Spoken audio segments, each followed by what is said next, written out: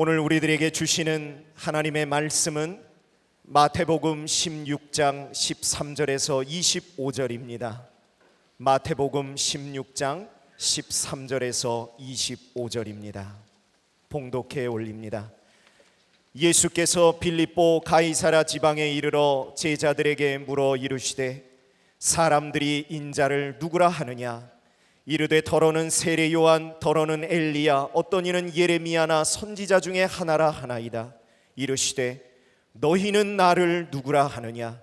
시몬 베드로가 대답하여 이르되 주는 그리스도시요 살아계신 하나님의 아들이시니이다. 예수께서 대답하여 이르시되 바요나 시몬아, 내가 복이 있도다. 이를 내게 알게 한 이는 혈육이 아니요 하늘에 계신 내 아버지시니라. 또 내가 네게 이르노니 너는 베드로라. 내가 이 반석 위에 내 교회를 세우리니 음부의 권세가 이기지 못하리라. 내가 천국 열쇠를 네게 주리니 내가 땅에서 무엇이든지 매면 하늘에서도 매일 것이요 내가 땅에서 무엇이든지 풀면 하늘에서도 풀리리라 하시고, 이에 제자들에게 경고하사 자기가 그리스도인 것을 아무에게도 이르지 말라 하시니라. 이때로부터 예수 그리스도께서 자기가 예루살렘에 올라가 장로들과 대제사장들과 서기관들에게 많은 고난을 받고 죽임을 당하고 제3일에 살아나야 할 것을 제자들에게 비로소 나타내시니, 베드로가 예수를 붙들고 항변하여 이르되 주여 그리마옵소서, 이 일이 결코 주께 미치지 아니하리이다.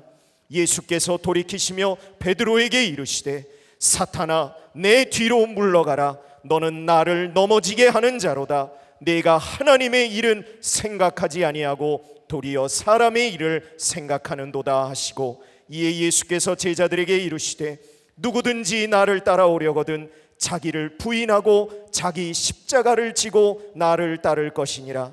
누구든지 제 목숨을 구원하고자 하면 잃을 것이요 누구든지 나를 위하여 제 목숨을 잃으면 찾으리라. 이는 살아계신 하나님의 말씀입니다. 아멘. 제가 오늘 아침에 신문을 보니까 부활절 달걀에 대한 유래들이 몇 가지 나와 있어요. 여러 가지 이야기들인데, 첫 번째는 이런 이야기가 있습니다. 순환주간 동안 금식했던 사람들이 주일에 모여서 영양 보충을 하기 위해서 달걀을 먹었다. 이게 그 설 중에 하나입니다. 두 번째, 순환주간에 중세시대 옛날에는 육식을 하지 않았기 때문에 계란을 낳는 것을, 달걀을 먹지 않았습니다. 그래서 그 일주일 동안 낳았던 것을 모아가지고 교회에 모였던 그런 풍습이 있었다. 또 하나는 예수님의 십자가를 대신졌던 구레네 시몬의 직업이 계란 장수였다. 근데 그가 십자가를 지고 난 후에 예수님이 부활하신 후 집에 가보았더니 그 계란이 무지개 빛깔로 이렇게 변해 있었다. 여러 가지 이야기들이 있어요. 가장 중요한 것은 부활은, 계란은 껍질을 깨고 새로운 생명이 탄생하는 것입니다. 오늘 여러분들의 삶의 새로운 탄생의 기적을 경험하는 그런 부활절이 되었으면 좋겠고요. 그런 의미에서 오늘 중요한 또 귀한 광고가 될 것 같은데, 우리 성도 중에 한 분이 급성 백혈병으로 굉장히 어려움 가운데 있습니다. 피가 많이 필요한데 헌혈증이 필요합니다. 하나님께서 부활절에 우리들에게 동참하라고 또 이런 기회를 주신 것 같아요. 헌혈증이 있는 분들은 우리 목회자들이나 안내하는 분들에게 연결하셔서 꼭 피가 모자라지 않도록 여러분들이 함께 참여해 주시면 감사하겠습니다. 오늘은 베드로에 대한 말씀을 통해서 우리들이 부활의 의미를 조금 생각해 보려고 합니다. 시간이 많이 갔기 때문에 제가 어떻게 잘 정리를 해서 여러분들에게 말씀을 전할지 모르겠어요. 예수님의 제자 중에 베드로는 가장 드라마틱한 인생을 산 사람입니다. 베드로의 삶을 보면요, 아주 반복되는 패턴이 있습니다. 잦은 실수 그리고 실패를 경험하면 베드로는 여지없이 주님께 도움을 구합니다. 용서를 구합니다. 그러면 또 여지없이 주님은 베드로를 용서해 주십니다. 베드로라고 하는 그 이름, 사실은 베드로, 반석 같지 않았던 베드로를 반석으로 만드시는 과정이 이 성경에는 기록이 되어 있습니다. 아마 부활절을 맞이하는 우리들에게 베드로의 삶을 변화시켰던 것처럼 우리들의 삶에도 이런 변화의 기적을 기대할 수 있지 않을까. 제가 지난주에는 레오나르도 다빈치에 대한 이야기를 했는데 오늘은 미켈란젤로에 대한 이야기를 좀 해보려고 합니다. 미켈란젤로의 유명한 작품 가운데 하나가 모세상입니다. 그림에 나올 텐데 아주 정교하게 조각을 했어요. 미켈란젤로가 이 모세상을 만들기 위해서 돌을 가지고 왔을 때 사람들은 의아해했습니다. 왜냐하면 그 돌이 볼품 없었기 때문입니다. 미켈란젤로는 끊임없이 그 돌을 쪼고 그리고 갈면서 모세상을 만듭니다. 사람들은 이렇게 이야기합니다. 아무것도 아닌 것 같은 저 투박한 돌 가운데서 미켈란젤로는 이미 모세상을 보았다는 거예요. 청사진을 보았습니다. 위대한 작품은 처음부터 생기는 것이 아니라 작가에 의해서 만들어지는 것입니다. 마치 베드로를 예수님이 다듬어 가셨던 것처럼 어쩌면 우리 인생의 주님께서 오셔서 우리들의 삶을 다듬어 가시는 것, 그 손길을 경험하는 것이 우리의 믿음이고 신앙일지 모릅니다. 베드로 하면 제일 먼저 떠오르는 것이 그의 삶에 많았던 실수입니다. 실수하는 사람을 보면 여러분들은 어떻게 느끼는지 모르지만 참 인간적이다라는 생각이 들어요. 요즘 이세돌 구단하고 알파고와의 그런 바둑 때문에 우리들이 인공지능에 대한 많은 생각을 하게 되었어요. 많은 사람들이 무섭다는 이야기를 합니다. 인공지능이 이세돌 구단을 이기는 걸 보면서 야, 저렇게 철저하게 이길 수 있는가. 그리고 앞날에 대한 우리들의 두려움은 그 인공지능이 우리들의 많은 직업을 대체하게 될지도 모른다는 거예요. 그 중에 하나가 의사들이 참 힘들어질지 모른다는 거죠. 왜? 알파고는 인공지능은 실수를 하지 않습니다. 데이터를 가지고 진단을 하기 때문에 사람보다, 인간 의사보다 훨씬 더 정확하게 진단을 내릴지도 모른다는 겁니다. 그런데 왜 우리는 이 완전함의 두려움을 느낄까요? 실수하지 않는 것, 이 완전함이 어쩌면 하나님을 대신하려고 하는 교만이 될 수도 있고, 인간이 실수할 때 하나님의 손길을 느끼고 우리들이 다듬어질 수 있는 것인데 더 이상 하나님의 손길을 거부하게 될지도 모른다는 거죠. 지난주에 제가 예배를 마치고 새가족부에서 사진을 찍었습니다. 매주 제가 사진을 찍죠. 지난주에는 유난히 젊은 신혼부부들이 이렇게 여러 놨습니다. 근데 뭐 기다리다 보면 이렇게 뻘쭘한 시간이 있을 때 사람들에게 제가 말을 걸기도 하고 하는데, 한 신혼부부 제가 사진을 찍을 때 이렇게 이야기를 했어요. 신혼부부인가 봐요. 뭐 봐도 빤히 아는데 신혼부부인가 봐요. 그랬더니 그분이 목사님이 주례하셨잖아요. 제가 깜짝 놀랐어요.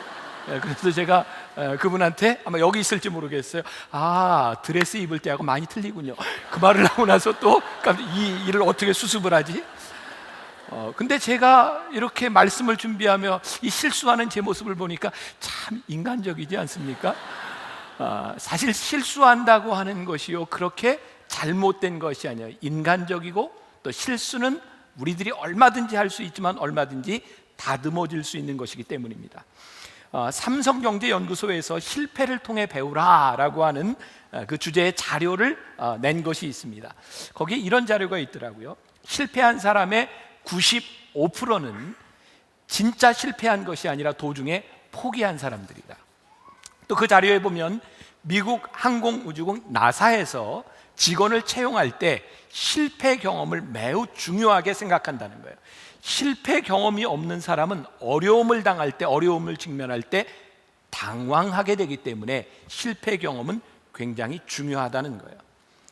제가 오늘 말씀을 준비하면서 제가 수년 전에 제 아들에게 했던 이야기가 생각이 났어요. 우리 아들이 수능을 잘 못 봤습니다. 공부를 꽤 잘했는데 수능을 못 보고 났더니 자기가 가고 싶은 학교에 다 떨어졌어요. 참 힘들게 앉아있는 아들에게, 재수를 하겠다고 하는 아들에게, 그리고 그 아들은 중학교 때 하나님 앞에 소명을 받은, 불리움을 받은 믿음을 고백한 아들이었어요.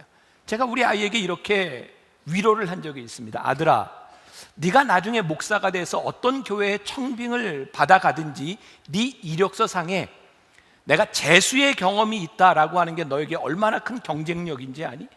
내가 교인의 입장에서 목사님들을 초청할 때 두 사람 중에 재수도 안 해본 목사와 재수를 한 목사 중에 하나를 선택하려면 나는 재수해본 목사를 선택할 거야. 왜? 인생을 살아가며 아픔을 한 번쯤 느껴봐야 목회를 할 수 있지 않겠니? 그렇다고 재수를 안 한 사람이 목회를 할 수 없다, 이런 이야기는 아니고, 재수해도 괜찮다 이 말이에요. 여러분, 우리의 인생에 때로는 실수라고 하는 것도 있고 실패라고 하는 것도 있습니다. 그런데요, 베드로를 통해 보면 그의 인생에 참 많은 실수들이 그를 실수한 인생으로 끝낸 것이 아니라 그의 실수를 하나님께서 점점 다듬어가고 계셨다는 사실이에요. 하나님께서 그의 실수를, 제가 참 좋아하는 말인데, 자갈 같은 인생을 살았던 베드로를 반석이라 불러주시고 반석으로 만들어져 가는 과정을 우리는 성경을 통해서 보게 됩니다. 여러분, 베드로에게 있어서 가장 비참했던 순간이 언제일까요? 그가 예수님을 고백하고 난 이후에, 예수님이 십자가에 달리시고 부활 승천하신 이후에도 베드로가 옛생활로 돌아가서 고기를 잡고 있었던 때가 아닐까. 부활하신 주님이 있는데도 옛생활로 돌아가 있었던 가장 비참했던 그때에 우리 주님은 베드로를 찾아와 주셨어요. 베드로의 이야기는 성경에 있는 많은 사람들의 이야기처럼 실수한 사람의 성공적인 이야기로 기록되고 있어요. 저는 이 말을 참 좋아합니다. 실수한 사람, 실패한 사람들의 성공적인 이야기, 부활하신 주님을 만나며 인생이 바뀌었던 사람들의 이야기, 그것이 부활의 주님을 믿는 우리들에게 일어나는 이야기가 아닐까. 요한복음 1장에 보면 베드로를 부르시는 장면이 공간복음 중에 또 나오고 있는데, 1장 42절에 예수님께서 이렇게 말씀하세요. 처음 베드로를 부르실 때, 내가 요한의 아들 시몬이니 장차 게바라 하리라. 아주 의미 있어요. 장차 게바라 하리라. 게바라고 하는 말은 번역하면 반석이라고 하는 말입니다. 여러분, 예수님께서 베드로를 처음 만나 주셨을 때 장차 게바라 하리라 라고 말씀하셨어요. 베드로는 아주 평범한 사람이었습니다. 그는 고기를 잡는 사람이었습니다. 그런데 예수님께서 장차 게바라 하리라, 미래의 모습을 보셨어요. 예수님께서 베드로를 처음 만나셨던 때는 언제냐면, 베드로가 고기를 잡으러 갔는데 아무것도 잡은 것이 없을 때였어요. 만선의 기쁨을 안고 집으로 가야 되는데 아무것도 잡은 것이 없을 때. 여러분, 우리 인생은요 참 재미있는 게, 실패라고 생각하는 그 순간이 우리 주님을 만날 수 있는 가장 중요한 때라는 거예요. 저는 이렇게 표현하고 싶어요. 심령이 가난해지는 때. 실패하지 않는 우리는요, 심령이 가난해지기가 너무너무 힘이 듭니다. 심령과 마음이 가난해져야 주님이 보이고 주님의 말씀이 우리들 가운데 들어옵니다. 근데 베드로가 너무너무 자존심 상하는 일이 일어난 거죠. 예수님 처음 만났을 때 밤새도록 고기를 잡았는데 잡은 것이 없다, 이 정도에서 끝나는 것이 아니라 웬 사람이 오더니 베드로에게 저기에 가다 그물을 던져. 그물을 던졌어요. 고기가 많이 잡혔어요. 내가 고기 잡는 데 있어서는 어부 프로페셔널인데 아무것도 모르는 사람이어서 그물을 던지라고 했는데 고기가 잡혔어요. 게다가 예수님께서 베드로에게 네가 너를 아는 것보다 내가 너를 잘 안다는 거예요. 여러분, 내가 나를 잘 안다고 생각했는데 내 실력을 가지고 내 능력을 가지지 않고 되는 일들, 그때 우리는 주님을 만날 수 있는 너무너무 중요한 기회를 맞이하게 되는 거죠. 누가복음 5장 8절에서는 이 동일한 이야기인데, 예수님을 만난 베드로가 주님을 만나고 나서 뭐라고 얘기했냐면, 주여 나를 떠나소서, 나는 죄인이로소이다. 나를 나보다 더 잘 아시는 주님 앞에서 그는요 깨어졌어요. 내가 보니 나는 죄인이라 주님을 만날 수 없어요. 여러분, 우리가 주님을 만나는 순간, 내 모습을 보는 순간 우리는 정말 절망적인데 놀라운 것은 주님을 바라보며 우리들의 삶에 소망이 생긴다는 거예요. 그가 주님을 만났을 때 그가 모든 것을 내려놓고 주님을 따라갑니다. 저는 단순히 고기를 잡는 도구가 아니라고 생각해요. 그는 그의 자존심을 내려놓았습니다.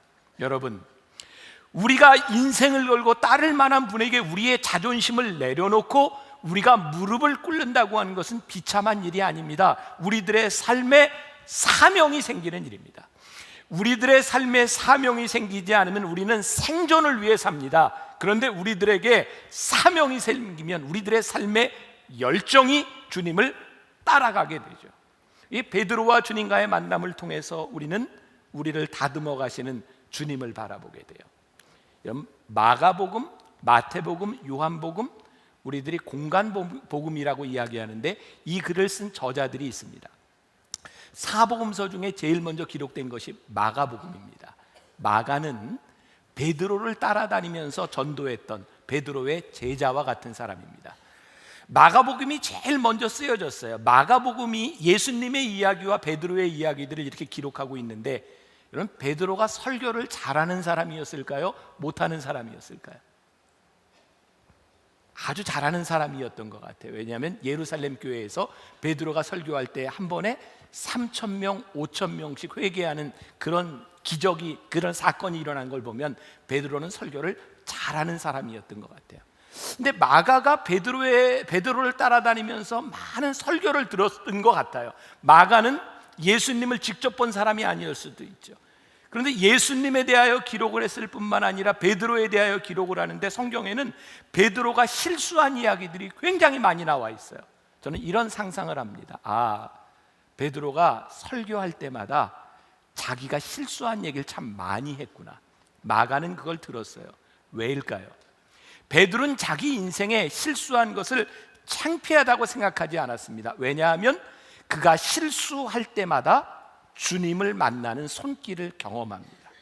그는 실수할 때마다 그의 인생이 성장하는 것을 경험합니다. 베드로는 그런 믿음의 고백을 하는 거죠.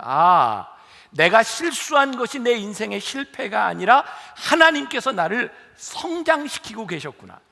저는 아주 재미있는 상상을 합니다. 베드로가 예수님을 처음 만났을 때 그물을 던졌는데 잡은 게 아무것도 없었어요. 그런데 가만히 생각해 보면 하나님께서 베드로를 부르시기 위해서 베드로가 이렇게 그물을 탁 쳤을 때 고기가 그물로 들어가는 걸 다 쫓으신 것 같아. 들어가지 마. 얘는 좀 실패를 해봐야 돼. 그래서 주님을 만나요. 여러분들의 삶을 한번 가만히 생각해 보세요. 우리의 실패가 실패한 것이 아니라 하나님께서 우리를 만나시기 위한 그런 순간이라면, 우리들이 실패라고 하는 그 순간 가운데도 하나님의 손길이 있지 않겠습니까? 우리는 실패 가운데서 그 실패가 의미가 있는 것은 그 안에 깨달음이 있기 때문이고, 실패가 은혜인 것은 그 은혜로 인해, 실패로 인해서 하나님의 사명이 우리들 가운데 임할 수 있기 때문이죠. 그래서 우리는, 부활의 주님을 믿는 우리는 실패 가운데서 소망을 가져요. 제가 오늘 여기 있는 여러분들에게 그렇게 정말 담대하게 말씀드리고 싶어요. 여러분들의 인생에 가장 힘든 시간을 겪고 있는 분들이 있다면 그 안에서 여러분들을 만지시고 여러분들을 다듬어 가시는 하나님의 손길을 간증할 수 있기를 주님의 이름으로 간절히 축원합니다. 오늘 우리가 읽은 말씀 아주 길게 되어 있어요. 오늘 제가 말씀을 다 전하지 못하는데, 저는 오늘 읽은 본문 말씀 가운데 베드로에게 정말 수치스러운 일이 있다고 생각하거든요. 예수님이 제자들에게 물으셨어요. 너희는 나를 누구라 하냐? 사람들은 나를 누구라 하느냐? 그랬더니 베드로가 주는 그리스도시요 살아계신 하나님의 아들입니다. 이 말을 듣고 예수님이 너무너무 감격하셨어요. 야, 바요나 시몬아, 이것을 너에게 깨닫게 하시는 이는 네가 아니야. 하나님이 널 깨닫게 하셨어. 그리고 베드로를 축복하세요. 너에게 복이 있다.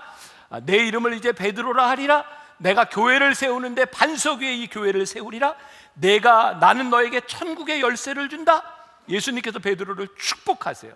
그리고 21절에 보면 아주 중요한 그 단어가 나오는데, 이때로부터, 베드로가 이런 고백을 한 때로부터 예수님이 뭐라고 말씀하시냐면, 내가 이제 예루살렘에 올라가서 고난을 받을 거야. 십자가에서 죽을 거야.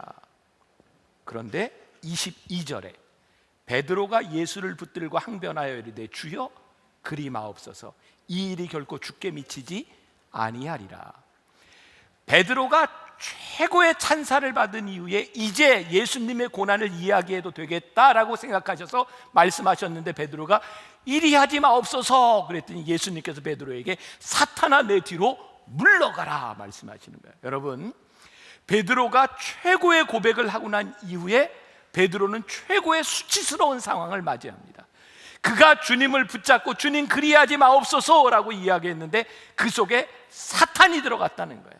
왜냐하면 내가 그 믿음을 고백했는데 내 속에 사람의 생각으로 가득 차 있다는 거예요. 인간의 생각으로 가득 차 있다는 거예요.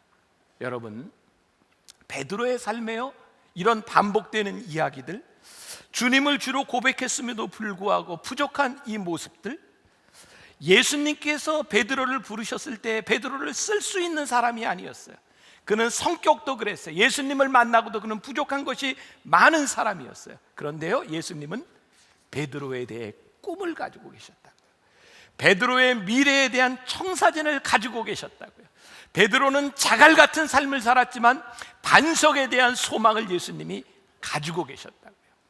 제가 말씀을 준비하면서 보았던 한 가지 이야기를 여러분들에게 좀 들려드릴게요.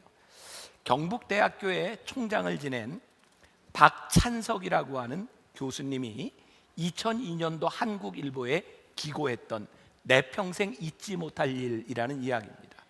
제가 좀 읽어드릴게요. 나의 고향은 경남 산천이다. 지금도 비교적 가난한 곳이다. 그러나 아버지는 가정 형편도 안 되고 머리도 안 되는 나를 대구로 보냈다. 대구 중학을 다녔는데 공부가 하기 싫었다. 1학년 8반, 석차는 68명 중에 68등 꼴찌를 했다. 부끄러운 성적표를 가지고 고향에 가는 어린 마음에도 그 성적을 내밀 자신이 없었다. 당신이 교육을 받지 못한 하늘, 자식을 통해 풀고자 했는데 꼴찌라니.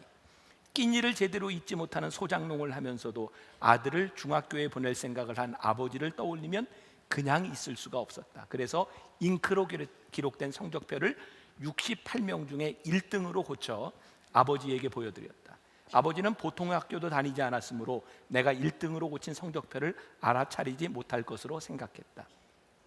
대구로 유학한 아들이 집으로 왔으니 친지들이 몰려와 찬석이는 공부를 잘 했더냐고 물었고 아버지는 앞으로 봐야지 이번에는 어찌다 1등을 했는가 배. 사람들이 이야기합니다. 그 아버지는 명순이에요. 명순이는 자식 하나 잘 뒀어. 1등을 했으면 책거리라도 해야지. 당시 우리 집은 동네에서 가장 가난한 살림이었다. 이튿날 강에서 멱을 감고 돌아오니 아버지는 한 마리뿐인 돼지를 잡아 동네 사람들을 모아놓고 잔치를 하고 있었다. 그 돼지는 우리 집 재산 목록 1호였다. 기가 막힌 일이 벌어진 것이다. 아버지 하고 불렀지만 다음 말을 할 수 없었다. 그리고 달려나갔다. 그 뒤로 나를 부르는 소리가 들렸다. 겁이 난 나는 강으로 나가 죽어버리고 싶은 마음에 물속에서 숨을 안 쉬고 버티기도 했고 주먹으로 내 머리를 내려치기도 했다. 충격적인 그 사건 이후 나는 달라졌다. 항상 그 일이 머리에 맴돌고 있었기 때문이다. 그로부터 17년이 지난 후 나는 대학 교수가 되었다.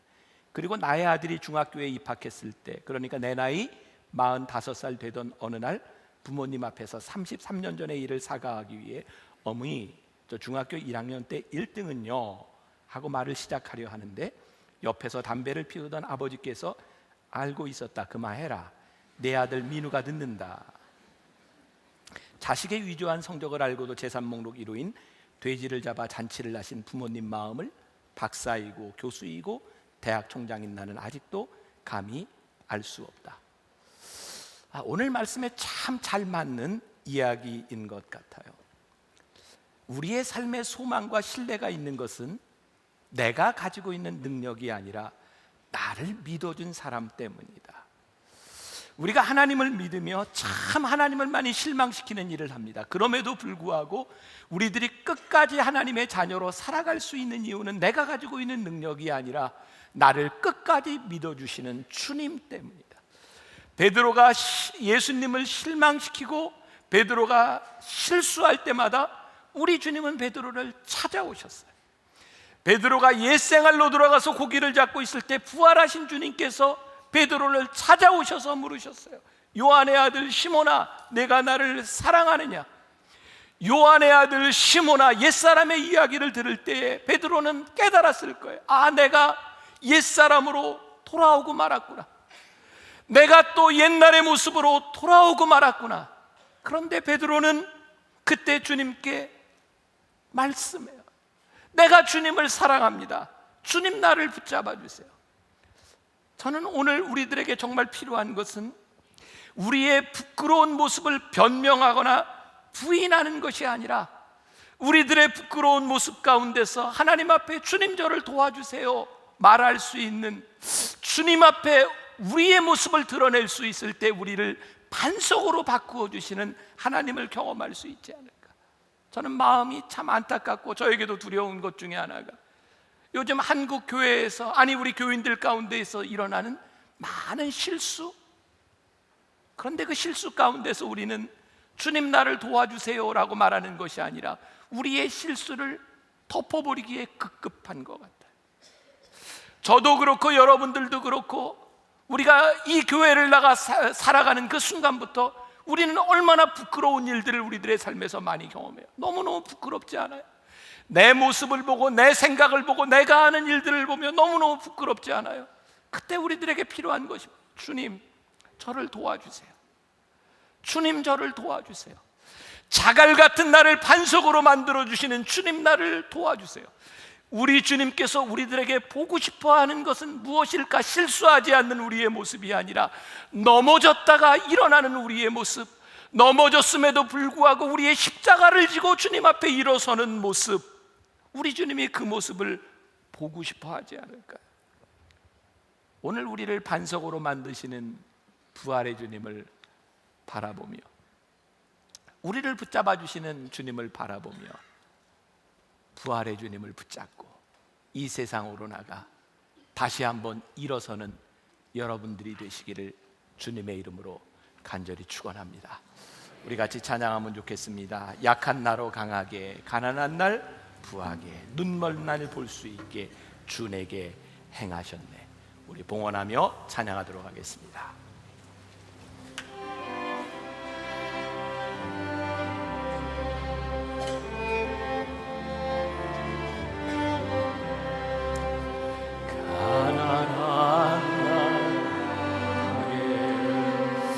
가난한 날 구하네, 눈먼 날 볼 수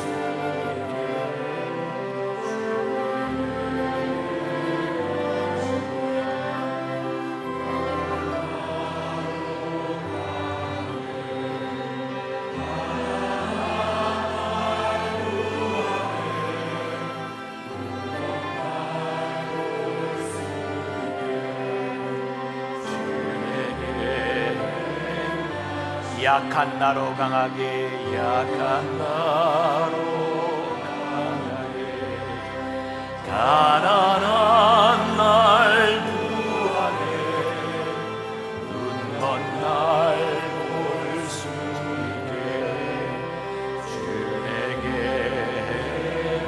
행하셨네. 호산나 호산나 죽임 당한 어린 양, 호산나 호산나 예수 다시 살. 내가 건너야 할 건너야 할까.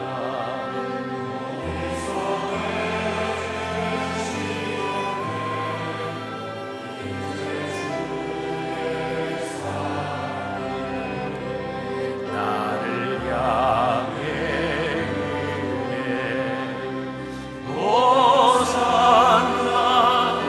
호산나 죽임 당한 어린 양,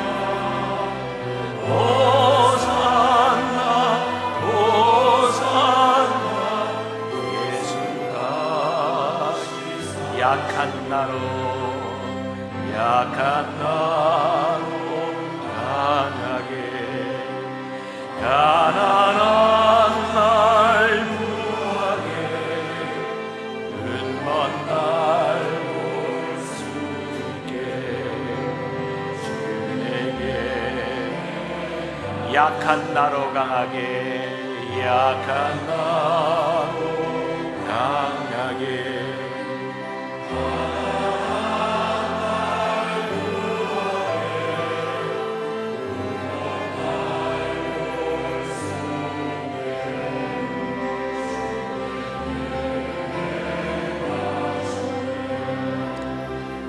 호산나 호산나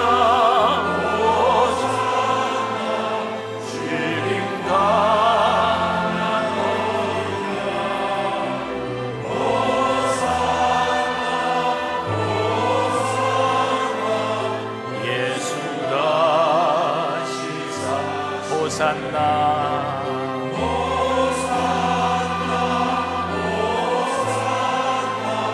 주님 강한 어린 양 호산나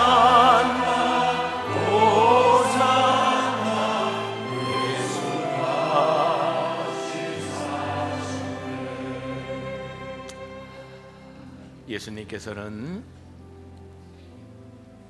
인생의 가장 어둡고 힘든 가운데 있었던 베드로를 부르셔서 제자로 삼아 주셨습니다. 주님은 베드로의 현재 모습이 아니라 미래의 모습을 바라보시며 그를 다듬어 가셨습니다. 하나님께서 우리를 부르신 것은 완벽한 우리들의 모습이 아니라 변화될 우리들의 모습을 꿈꾸며 우리를 불러주셨습니다. 우리가 실수하고 넘어지는 것, 약한 이 인간이기에 당연한 일이지만 우리 하나님께서 원하시는 것은 그 가운데 일어서는 우리의 모습입니다. 부활하신 주님이 베드로에게 찾아와 부르셨던 것처럼 우리를 부르실 때 주님 도와주세요. 주님 제 손을 붙잡아 주세요. 주님 제가 약하고 연약합니다. 하나님 내 삶엔 많은 상처도 있고 내 삶엔 너무나도 부끄러운 것들이 많이 있습니다. 그러나 주님 나를 붙잡아 주세요. 오늘 부활하신 주님과 함께 일어서게 하시고 부활하신 주님과 함께 담대하게 이 세상으로 나아가는 주의 백성들이 되게 하여 주옵소서.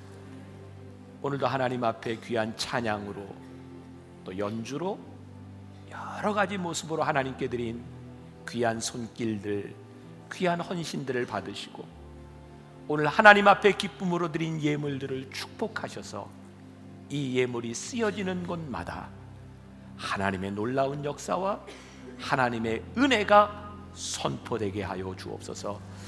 지금은 우리 주 예수 그리스도의 은혜와 하나님 아버지의 무한하신 사랑과 성령의 인도하심이 넘어졌지만 실패했지만 아직도 우리를 향한 기대를 놓지 아니하시는 주님을 바라보며 일어서 담대하게 이 세상으로 나가는 당신의 사랑하는 모든 백성들 위해 지금부터 영원까지 함께 하시기를 간절히 축원하옵나이다. 아멘.